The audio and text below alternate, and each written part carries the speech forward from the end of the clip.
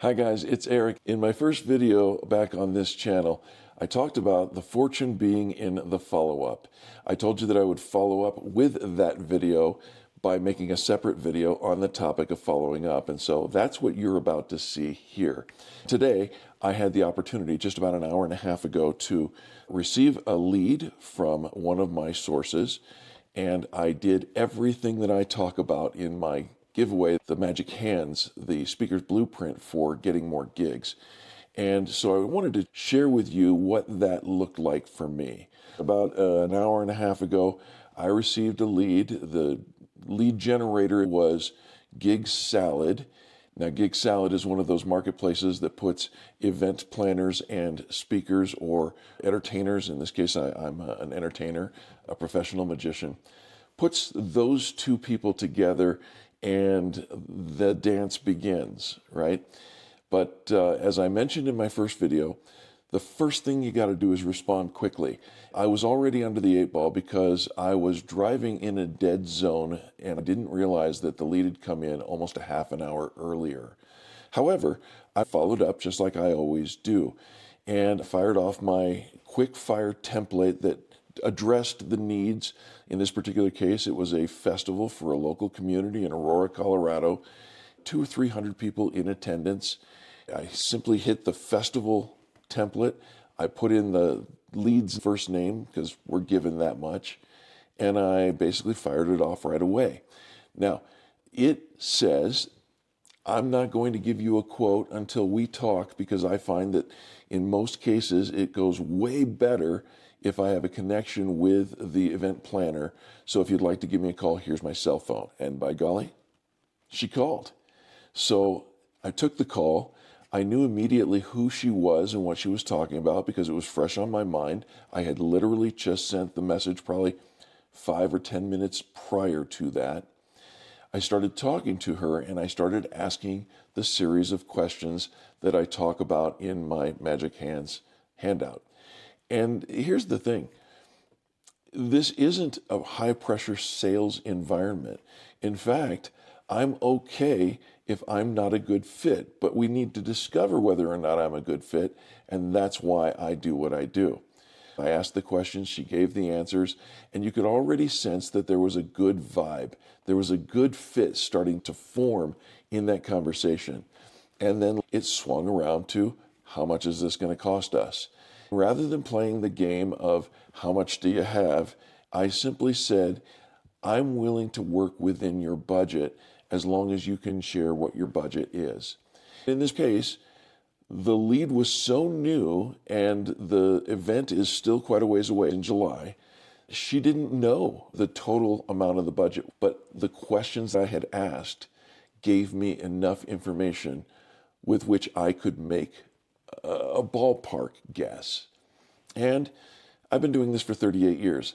I don't come cheap. I told her that. I said, look, I may not be the least expensive, but I'm certainly not going to be the most expensive. But however, I do guarantee the experience that you said you wanted. One of my questions was, what does success look like, especially as it relates to me?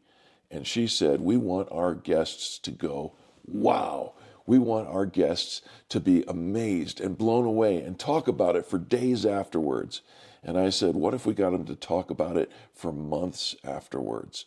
That's something I feel comfortable saying because I know the level of skill that I bring to the show.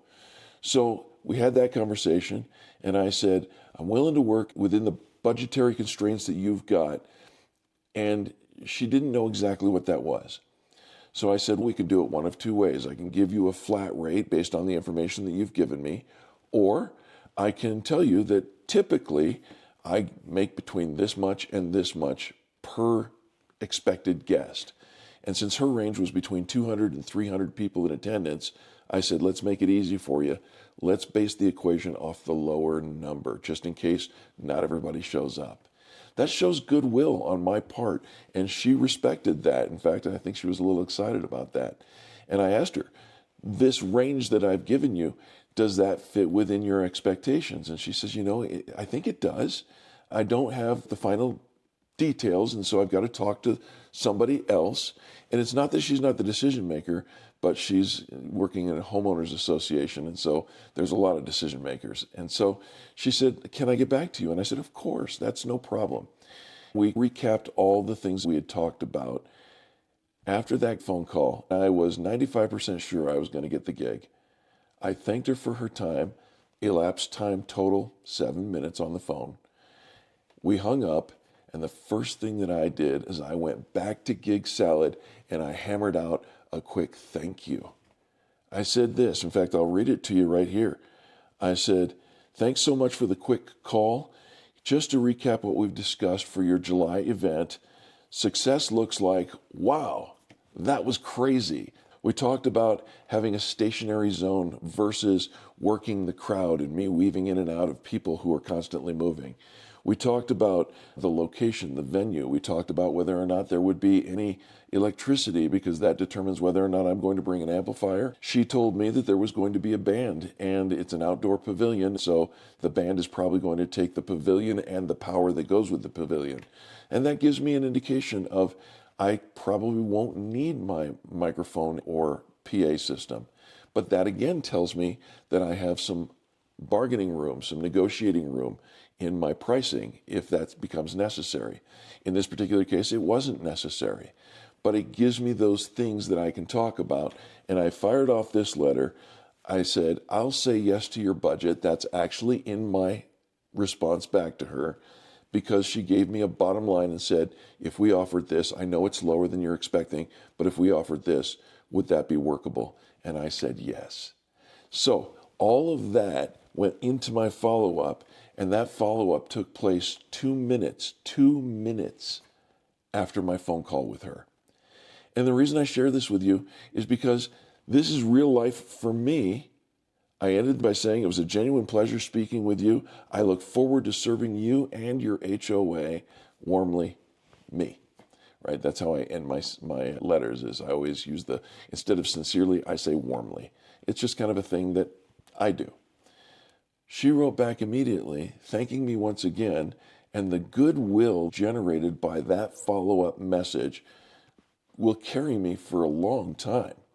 It'll carry her to her next meeting, where she will share my conversations with them. And you know what they're going to say. They're going to say yes to the event. They're going to say yes to me. And so I wanted to get on and share with you, that's how I do my follow-up. Now, get this. She told me it might take a week. So I put in my calendar for 1 week out another touch point. And that touch point is just going to be me saying, "Hey, I'm looking forward to hearing what the board said back. Let me know. I look forward to talking to you soon." This is not rocket science, folks, but it is people science. And I do understand the psychology of what goes on behind the scenes in an HOA. The reason I understand that is because I've served a number of HOAs all across the country. In fact, I'm doing another show for another HOA in like a week and a half. The reason I came on to share this with you is because this is something you can do. And if you want to know how I do it, the specific details, the templates that I use, the way that I negotiate my fees, it's all documented in that Magic Hands guide. It's a speaker's blueprint for how to get more bookings. And I'm telling you, it's free. You can just click the link in the download below, and I think you're going to enjoy it. I hope this has been beneficial to you. If it has, give me a thumbs up. Subscribe to the channel if you will, and I'll see you next week.